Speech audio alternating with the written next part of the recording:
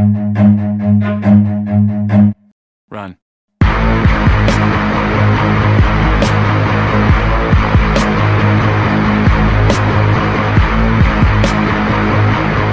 Hello, everybody, and welcome to On the Run. And I really am on the run today.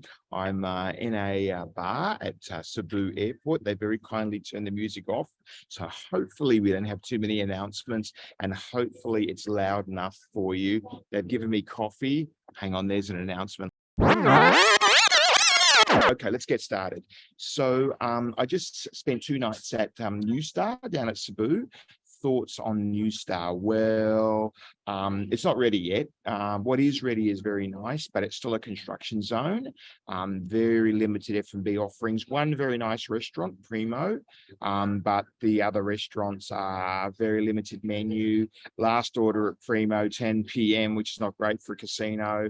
So look, it's not really ready yet, but I can see great potential. It's going to be very, very nice. The hardware is excellent. The property is very nice. What I do see of it, but they're probably, to be frank, only 20 or 30% built. Let's move on. There's a lot to get through this week. Genting Singapore, this is Friday's lead story. Genting Singapore, adjusted EBITDA Singapore, $294 million, up 143% year on year. So this is just yet another example of the rest of Asia doing really well, Singapore doing really well and coming back. Monday's story, concessionaires to invest $100 billion according to TTM over the next 10 years as part of their negotiations with them. Somebody's dragging the chair. As part of their negotiations with the Macau government, pretty much in line with what I thought it would be, an average of around $2 billion US a piece. Certainly couldn't afford any more than that in the current environment, and not surprising. In fact, they probably argued for less. That's probably, I'm sure the Macau government got the absolute maximum out of them that they could get.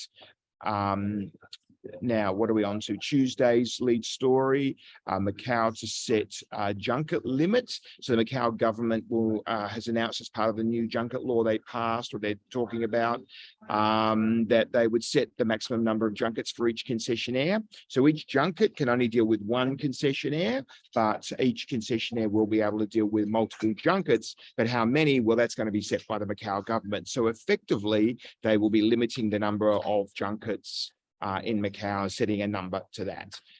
Then I think we've got Wednesday's story, the lead story, Macau, or no, Thursday's lead story, I think. Can't remember. Anyway, Macau to extend EGM standards 2.0 to 2026. This was discussed in the Macau Gaming Show.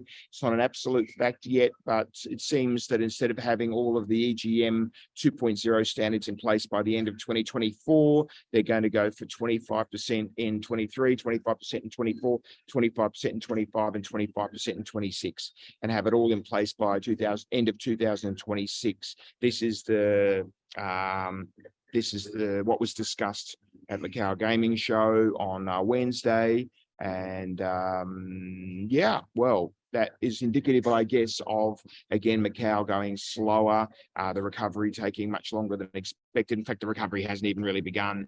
So I think even the DICJ and Macau government acknowledged that to demand that all the concessionaires have all their slot machines and EGMs 2.0 compliant by the end of 2024 would probably be unreasonable. A bunch of honorable mention stories this week, a lot of interesting stuff. So I'm just going to fly through it. Korea's Paradise in Korea, Paradise, the integrated resort at Incheon, not Paradise in Macau, back in profit.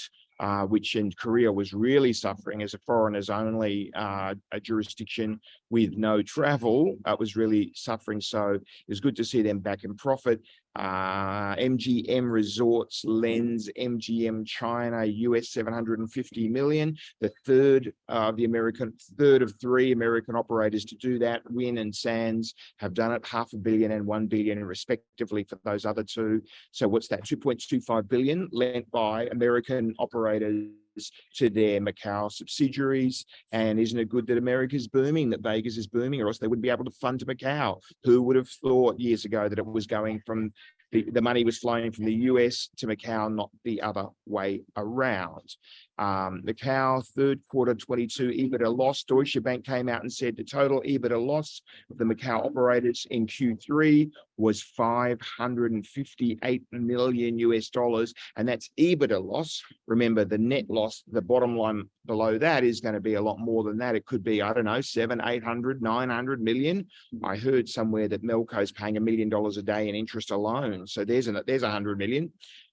That is after EBITDA, but before the bottom line. So, round it up and call it $1 billion a quarter. We're burning through $1 billion US a quarter in Macau. Wow, wow, wow. That's a lot of money.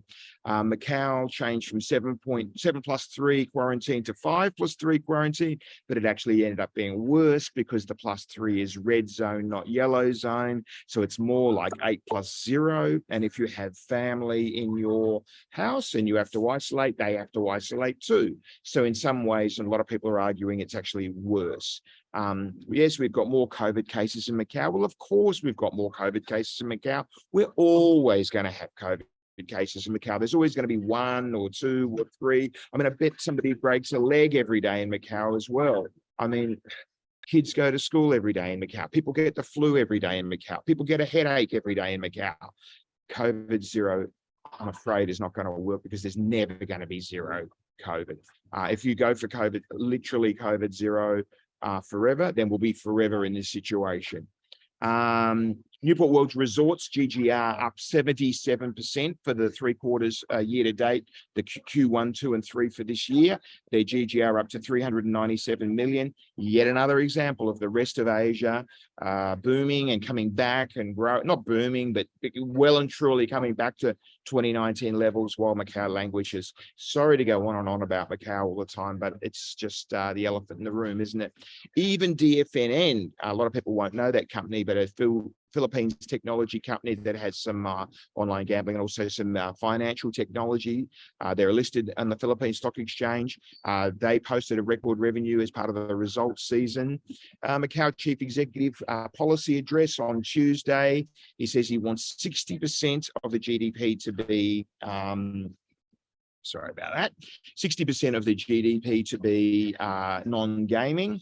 Well, given that it's only ever been 20% of GDP, not gaming revenue, it's only been 5 to 10% at best of gaming revenue, but of GDP, it's been, I think 20, 25%, something like that. It won't get to 60%. It can't get to 60%. We've been talking about this diversification for 20, 25 years, and it still hasn't worked, and it won't work because of some fundamental nature of Macau and what it's known for and its competitive advantages compared to other places around the world for various industries. I've said this a million times before. I can elaborate on it some other time. Macau Chief Executive also said, 3 years of losses for the concessionaires. No problem. They won't go broke. I assure him they will. They will go broke. No company can continue to lose 100, 200, 300 billion US dollars a quarter after quarter after quarter. It doesn't matter how much money you made in the last 20 years. That money was a return on investment in the past. And just because you made a very good return on investment in the past doesn't mean you will continue to suffer huge losses for year after year after year. No business will do that. And in fact, any directors of a business that are doing that with no hope of recovery are negligent and breaching their fiduciary duty to their shareholders. So I assure the chief executive that the concessionaires will abandon Macau at some point. It is going to happen. And it gives me no pleasure to say that. It makes me very sad to say that. I love Macau and lived there for 13 years and continue to be based there while I'm traveling around on the run. But the simple fact of the matter is, I am quite sure that if we go for another year like this, something's going to give. We're getting quite close to the cracking point already. We had MGS on Wednesday. Sorry, there's another announcement.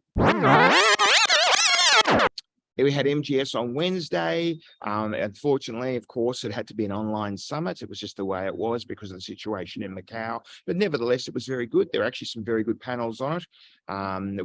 It's a shame it wasn't able to be in person. It would have been quite a great seminar, but nevertheless, it was still a good summit, and that was good. Anyway, I've got to rush. I've got to go off to my flight. Thanks everybody for watching. I hope the sound quality was okay, and we'll see you next time on The Run, and bye for now. Cheers.